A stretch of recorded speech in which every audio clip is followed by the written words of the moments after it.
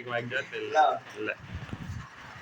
Camera तो आपका वैसे साफ है, फोटो हाँ, देखो मैं आज ठीक पढ़ा है। रहा हूँ लॉजिक। ये लॉजिकल फंक्शन है क्या? लॉजिकल फंक्शन क्या होता है? इफ, जब मैं मार्क्स में पढ़ाया था ना, इफ इक्वल टू इफ, ये लॉजिकल तो है। ये लॉजिक है। इसमें क्या मांगता है? Logical test, value true, value false. तो लॉजिकल टेस्ट में क्या होता है पता है ना आपको? इफ कंडीशन, जैसे मैंने इसमें क्लिक किया, ग्रेटर देन, मैंने कहा 3300 या उससे ऊपर हो, कॉमा, वैल्यू ट्रू। इक्वल भी तो लगाते हैं वो इक्वल इसे लगाते हैं कि उसको लेके चले। अगर मैं इक्वल नहीं लूँगा तो ये 34 से काउंट होगा, 33 को छोड़ देगा। अच्छा, अगर मैं इक्वल लगाऊंगा तो इस 34 अमाउंट को भी लेके चलेगा। नहीं तो 34 से स्टार्ट करें। 34 से स्टार्ट करें। वैल्यू ट्रू, ट्रू में क्या लिखेंगे? डबल एपिस्ट्रॉफी, वो पास होना चाहिए। वैल्यू फॉल्स, फॉल्स में कर देंगे इसे नीचे वाले सारे फेल हो जाए, ऐसे ब्रैकेट क्लोज और एंटर मार दें। ये लॉजिकल है। ये लॉजिकल है, ये लॉजिकल है, और ये ट्रू है, ये फॉल्स है। तो यही इफ कंडीशन है, इसे लॉजिकल कहते हैं, लॉजिकल फंक्शन। तो लॉजिकल फंक्शन में क्या क्या आता है? देखो, लॉजिकल फंक्शन में यही आता है। देखो लॉजिकल फंक्शन ये होते हैं। कौन कौन से होते हैं? देखो ये रहा। लॉजिकल में क्या आता है? जो कि मैं इफ लगा रहा हूँ, इफ की जगह एंड भी लगा सकता हूँ, और भी लगा सकता हूँ, नॉट भी लगा सकता हूँ। ये सारे लॉजिकल फंक्शन है। वही इफ की जगह ये लगा दो। हाँ, देखो ये सारे लॉजिकल है। देखो मैं और लिखता हूँ, और देखो ये भी लॉजिकल है। और की जगह मैं एंड लगाता हूँ, ये भी लॉजिकल है। ये सारे तब भी आ जाएगा। हाँ, एंड का मतलब होता है दो क्वेश्चन दिए और बीच में मैंने एंड लिख दिया। एंड का मतलब होता है दोनों क्वेश्चन करने हैं, जोड़ना मतलब कंपलसरी होता है। अच्छा। अगर दो क्वेश्चन देता हूँ बीच में और लगा दी, और का मतलब क्या होता है? दोनों में से एक करना है। दोनों में से एक करना। हाँ या हाँ। आ गया। लॉजिकल में क्या आएगा? लॉजिकल फंक्शन ये होता है एंड, और, नॉट, ये सारे लॉजिक फंक्शन है। और ये क्या है पता? ऑपरेटर। ऑपरेटर आते हैं greater than, less than and equal. इधर से वीडियो बनेगा। नॉट, क्या कर रहा है यार? Less than, less than.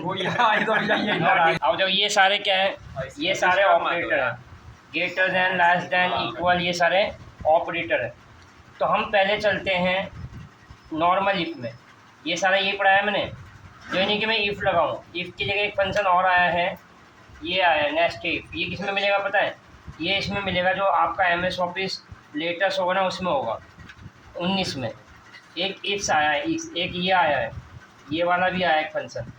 Equal to, अगर मैं यहाँ लिखता हूँ NEST, इक्वल में है नहीं तो ये भी फंक्शन आए हैं, नए फंक्शन ये आए, एक और एक ये आया है, दो। अब इसमें इन दोनों में क्या होता है? देखो इन दोनों में ऐसे होता है। देखो इफ़, फिर लॉजिकल टेस्ट, फिर ट्रू, फिर इफ लॉजिकल टेस्ट, फिर ट्रू। एस लग गया तो इसका मतलब क्या है? बहुत सारे हम लॉजिक लगा सकते हैं। भाई इफ़ में क्या होता है? इफ़ में यही होता है कि दो ही कंडीशन लगती है, logical and value true and value false. अगर मैं इसमें एस लगा दूंगा तो एस लगाते ही इसमें है नहीं, क्योंकि MS ऑफिस 19 में आएगा। 19 एस लगा दूंगा तो इसमें ऐसे खुलेगा। पहले आएगा लॉजिकल टेस्ट, फिर आएगा वैल्यू ट्रू, फिर इफ कंडीशन, फिर लॉजिकल टेस्ट, फिर ट्रू, फिर इफ कंडीशन, लॉजिकल टेस्ट, फिर ट्रू। माने एस लग गया तो बहुत सारे हम लॉजिक लगा सकते हैं, फिर लास्ट में फॉल्स लिखेंगे। लेकिन सब में ट्रू फॉल्स का वो चेंज हो जाएगा, अलग हाँ। मतलब अलग अलग हो जाएगा। ठीक है, मैंने ये मल्टीपल के लिए होता है, ये मल्टीपल लॉजिक लगाने के लिए होता है, एस लगा दिया था। हाँ। अब हम चलते हैं नॉर्मल इफ में। देखो इसमें क्या है पता है? मैं चाहता हूँ, यहाँ लिखा है एंटर ऑफ एज, तो मैंने लिख दिया 17। तो यहाँ देखो लिखा आएगा इनवैलिड फॉर वोट। मैं वोट के लिए नहीं दे सकता ना 17 साल वाला। अगर मैं 18 लिखता हूँ तो इसमें आ रहा है वैलिड फॉर वोट। तो इसमें क्या लगाया ऐसा मैं लिखा इफ़ कंडीशन। इफ़ में क्या? इफ़ में लिखा E3, तो E3 में ये है E1, E2, E3। E3 में ये है, और मैंने कहा greater than equal to 18। Equal क्यों लगाया पता है? 18 को भी लेके चले। तो इसमें क्या हो? उसमें ये आना चाहिए, ये वैल्यू ट्रू है, क्या आना चाहिए? वैलिड फॉर वोट, और फिर कॉमा, और ये क्या है? False, invalid for vote. आया समझ में? एक लीजिए वैलिड फॉर वोट, ये ट्रू कंडीशन हो गई, ये फॉल्स कंडीशन। मैंने 17, 18 से नीचे हो तो उसमें आ जाए, क्या आ जाए? Invalid for vote. अगर 17 साल लिख रहा हूँ तो इसमें आ रहा है देखो इनवैलिड फॉर वोट। अगर 18 लिख रहा हूँ तो ये आ रहा है वैलिड फॉर बोथ। आया समझ में इसका मतलब? ये इफ कंडीशन लगाया, छोटा सा एक इफ लगाया। अब आ जाओ क्विज 2 में। इसमें क्या निकालना है? देखो ये डाटा है, ये मैंने पढ़ा रखा है, जो आपको ये पढ़ाया था यार है, तो ये हर सब्जेक्ट में माने ऑल सब्जेक्ट इफ और मीन। अब जो है कि इफ और मीन लगाओ, इसकी जगह एक फंक्शन और भी लगा सकते हो। क्या? इफ के सम काउंट। इफ के सम काउंट में क्या मांगता है? रेंज फिर क्राइटेरिया। रेंज में लिख दिया मैंने यहाँ से यहाँ तक सारे सब्जेक्ट। इसमें क्या हो? Greater than and equal to 33 हो या 33 से ऊपर हो। ये आ रहा है क्या? इक्वल 5 क्यों लगाया? क्योंकि 5 सब्जेक्ट है, तो वो क्या होना चाहिए? वैल्यू ट्रू में होना चाहिए पास, और वैल्यू फॉल्स में लिख दिया फेल। तो ये हम ये भी लगा सकते हैं, हम इससे भी निकाल सकते हैं और काउंट इफ से भी निकाल सकते हैं। फिर आ जाओ क्विज 2। क्विज 2 में क्या है पता है? देखो इसमें मिसिंग आइटम है, 1 है, 2 है, 2 के बाद 4 आ रहा है, तो कौन सा मिसिंग है? 3 मिसिंग है। 4 के बाद 5 आ रहा है, फिर 7 आ रहा है, 6 मिसिंग है। 8 आ रहा है, 8 के बाद 10 है, 9 मिसिंग है। 11 आ रहा है, 12 आ रहा है, 14, 13 मिसिंग है। तो मैं चाहता हूँ जो मिसिंग है उसके सामने मिसिंग वाले जो वैल्यू है वो आ जाए। तो हम यहाँ क्या लगाएंगे? देखो इक्वल टू इफ कंडीशन, और ये नाम कहाँ लिखा है? A3। A3 मैंने A2 क्यों नहीं लिया? क्योंकि माइनस हमेशा इससे ये होगा ना, इससे ये माइनस तो नहीं होगा। तो मैं लिखा क्या हो? A3 में 2 है, इसे माइनस किया इससे A1 से, मैंने 2 में से 1 किया तो 1 बचा। ठीक है, मैंने बड़ी अमाउंट से छोटी अमाउंट को माइनस किया, तो उसमें क्या हो? ग्रेटर देन 1 माने 1 को छोड़ दे, इक्वल नहीं लगाया, तो 1 को छोड़ दे, 2 से काउंट करें। इसमें क्या हो? फिर दोबारा A2 लिया, इसमें प्लस 1 हो जाए। तो इसका मतलब क्या हुआ पता है?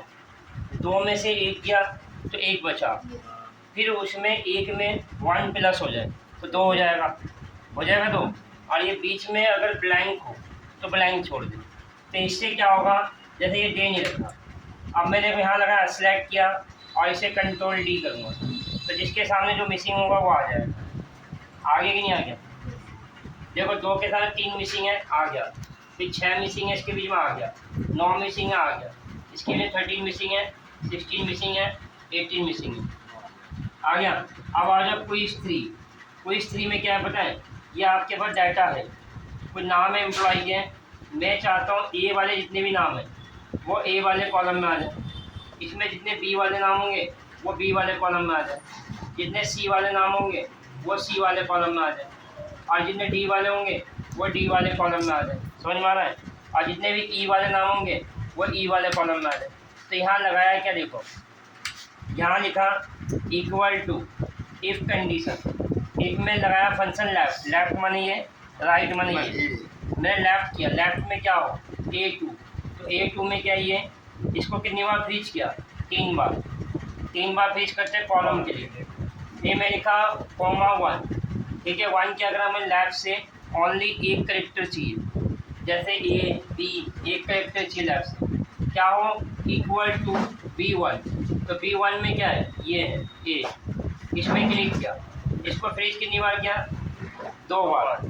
फिर क्या हो? A2 में ये है, अगर बीच में ब्लैंक है तो उसको ब्लैंक छोड़ दे, तो मैं एंटर मारूंगा, आ जाएगा। ये सारा दे नहीं रखा होगा, ऐसे मैंने ये हटा दिया, ये मैंने सारा हटा दिया। अब मैं सिलेक्ट करूँगा और इसे कंट्रोल D करूँगा और इधर जाके कंट्रोल R करूँगा, तो जो नाम होंगे उसके नीचे आ जाएंगे उसी कॉलम में। फिर इसी में आ जाए क्विज 4। क्विज 4 में ये है, ये देखो एम्प्लॉई के नाम है, ये आईडी है एम्प्लॉई, ये एम्प्लॉई की आईडी है, और ये आपका ये डेट लिखा है। अब मैं चाहता हूँ इसने रिजाइन किया, रिजाइन किसमें करा? 1 मार्च में, इसने 2 मार्च में रिजाइन किया, ठीक है। तो हम इसमें ये निकालना है कि रिजाइन के सामने रिजाइन डेट आता है, जो जिस डेट में रिजाइन किया। तो मैं यहाँ क्या लगाऊंगा? देखो इफ़ कंडीशन, इफ़ में क्या हो? B1, तो B1 में ये है, इसको फ्रीज कितनी बार किया? 2 बार। क्या हो? यहाँ लिखा मैंने क्या? लेस देन, मैंने क्या करा? ग्रेटर के less than and equal to L2। L2 में इससे ये माइनस हो, मैंने L2 मैंने इससे ये छोटा हो, तो ये क्या आ जाए? P माने होता है प्रजेंट, प्रजेंट के सामने प्रजेंट आ जाए, और ये आ जाए रिजाइन, माने P ये हो गया ट्रू कंडीशन, ये कंडीशन हो गया फॉल्स। फिर एंटर मार के सिलेक्ट करके control D and control R करना। अब आ जाओ क्विज 5। इसमें क्या है पता है, नोएडा में SCL है। अगर नोएडा के अंदर SCL और EXL दोनों है, फिर नोएडा के अंदर IBM भी है, तो कंपनियाँ ऐड होती जा रही है ना। देखो नोएडा के अंदर TCS है, TCS भी ऐड हो गया। नोएडा के अंदर USG है, USG भी ऐड हो गया। तो इसमें हमने लगाया क्या, देखो यहाँ पे, यहाँ लिखा इफ़ कंडीशन।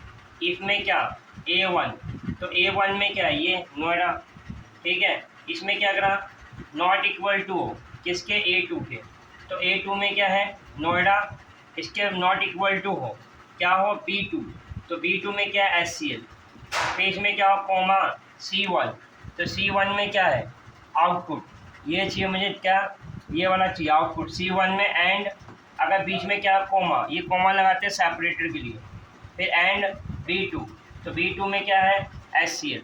तो इसमें क्या होगा, देखो ये सारा दे नहीं रखा, तो नीचे वाली कंपनियाँ देखो ऐड हो जाएगी। मैंने इसे कंट्रोल डी किया, देखो ये ऐड हो गया। नोएडा के अंदर ये सारी कंपनी ऐड हो गई कि नहीं होगी, हमारी नीचे वाली कंपनी ऊपर वाली कंपनी में ज्वाइन होते जा रहा है देखो। और लास्ट में नोएडा के अंदर ये सारी कंपनियाँ हैं भाई। ये देखो गुड़गांव में WNS है, गुड़गांव के अंदर डेल कंपनी है, डेल ऐड हो गया। गुड़गांव के HP है, तो HP भी ऐड हो गया। गुड़गांव के अंदर PWS है, ये भी ऐड हो गया। गुड़गांव के अंदर E&Y है, ये भी ऐड हो गया।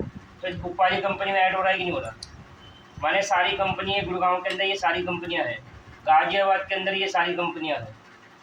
ये करो, ये मैंने यहाँ तक पढ़ाया 5 तक, जब 5 तक हो जाए फिर बताना।